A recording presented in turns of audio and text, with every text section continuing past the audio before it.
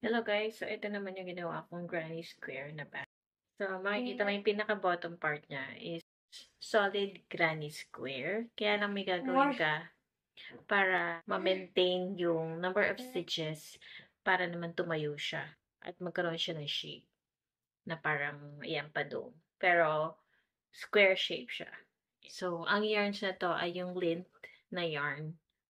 100% polyester siya, di ba? Colorful.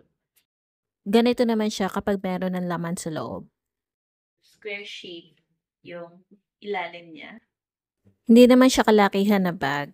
Pwedeng tamang-tama lang. Like, for example, pupunta ka sa beach at konting damit lang naman yung kailangan mo. Basta magagaan lang, kayang-kaya naman niyang dalhin.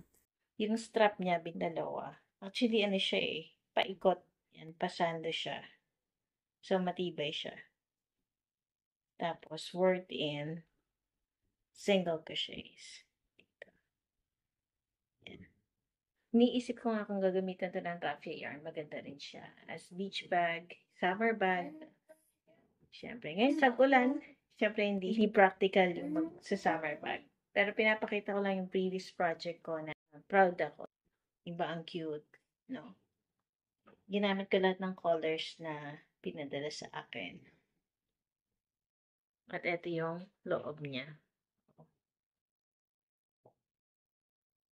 So, matagal ko na siyang ginawa at may tutorial ako dito. Comment down below kung gusto niyo.